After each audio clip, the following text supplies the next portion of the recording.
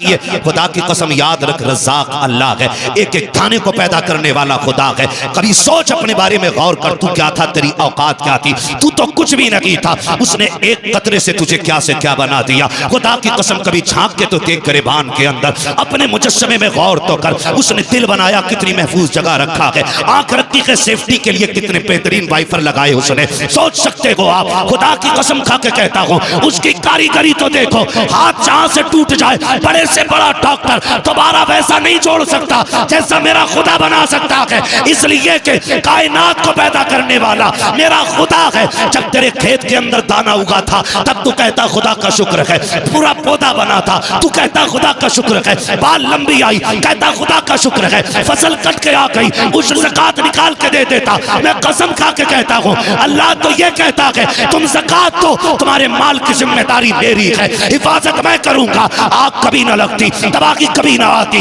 सैलाब नहीं आते, हमने ज़कात देना बंद की इसलिए सैलाबों ने बर्बाद किया, हमने हक देना बंद किया गरीबों का, चोरी हो गए सारे माल। बदलो अपने रवैये, सब कुछ खुदा का समझो, जो उसका हक है उसे दे दो, जो तुम्हारा है वो तुम ले लो। खुदा की कसम, न तुम मारे जाओगे न गरीब बेटियां मारी जाएंगी। नारे तकबीर, नारे रिसालत, पैगाम हक, मसलके आला हजरत अल्लामा मुफ्ती हम्माद रजा साहब मुरादाबादी, आमदे सरकार सुहेले मिल्लत। हम इसी बात पे लड़ते रह गए, इसी बात पे लड़ते रह गए कि मेरे पीर को तूने चाय नहीं पिलाई थी। मेरा पीर आया वो उठ के खड़ा नहीं हुआ था, यही लड़ते रह गए। दर्द रखो यार, आज जागना जरूरी है, जागना। जागने का मतलब ये नहीं हम बम फेंकेंगे, हम हुजूर के मानने वाले लोग हैं, हम हुजूर से सीखेंगे। या रसूल अल्लाह, जब सितम हो तब क्या किया जाए? वो जिंदगी भी तो मेरे हुजूर की है, वो जिंदगी भी तो मेरे हुजूर की है। या मरना हुजूर को क्या मुंह दिखाएंगे? या रसूल अल्लाह, बेटियां गुर्बत की वजह से बाप की दहलीज पे बैठी रही, बाल सफेद हो गए, अब्बा फांसी लगाना चाहता था, बेटी छोड़ के चली गई, मजहब ही बदल लिया। हुजूर पूछेंगे बता क्या रहा तेरी दौलत का? मेरी उम्मत की बेटियां मजहब बदलती रही और तू पैसे पे सांप बन के बैठा रहा। होगा कोई जवाब हमारे पास? होगा कोई जवाब? जिंदगी ऐसे नहीं कटती। खुदा की कसम, 12वीं का महीना है, 12वीं वाले ने आकर के बेटियों को एहतराम बख्शा, एहतराम बख्शा मेरे नबी ने। हमें क्या करना है जानते हो? क्या करना है? सहाबा फरमाते महफिल लगी है, हुजूर बैठे, तवज्जो भाई, हुजूर बैठे, मैं बताने लगा हूं। मेरी तकरीर तबे यार को बेचैन करती है, सबब क्या है? वही कहता हूं जो दिल पर गुजरती है। मैं यहाँ किताब पढ़ने नहीं बैठा, बस दर्द दिल है जो आपके बीच रखने आया हूँ। यह अराकीन कमेटी की कोशिश और मेहनतें थी जो मैं और आपके सामने हूँ। और याद रखिएगा, मैं इश्क के सौदे लेके फिरता हूँ, अगर आप नहीं खरीदेंगे तो इश्क के खरीदार बहुत हैं, जहां चाहेंगे वहां इश्क की दुकान लगा लेंगे।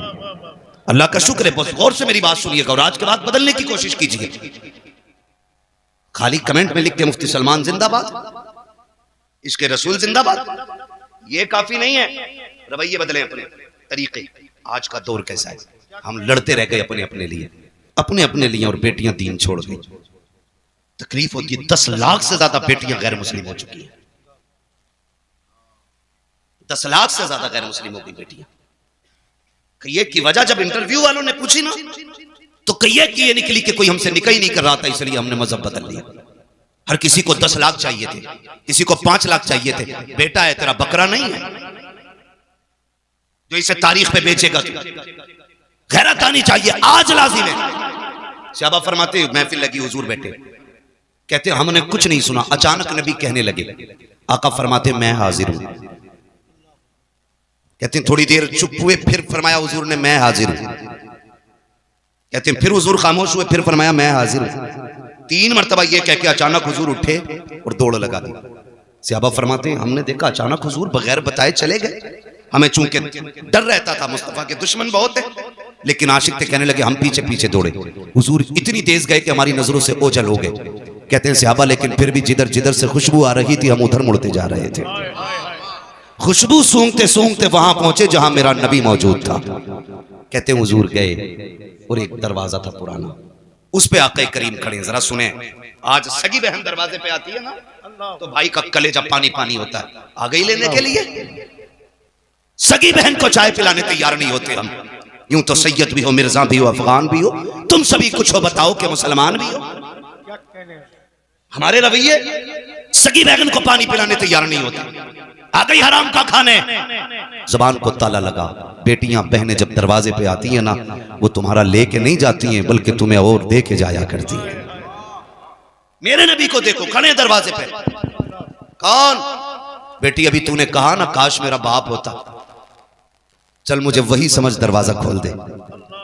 उसने कहा मेरा बाप इतना अच्छा तो नहीं जो आ जाता।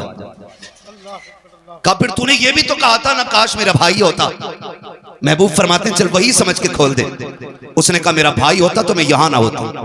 आका फरमाते हैं तीसरी बार तूने ये भी तो कहा था ना काश कोई मेरा हमदर्द होता। फरमाते हैं फिर मुझे हमदर्द समझ के दरवाजा खोल। बच्ची कहने लगी फिर आ जाइए अंदर। मेरे हुजूर तशरीफ लाए, चेहरा देखा देखती रह गई, लेकिन फिर देख के कहती आप कौन?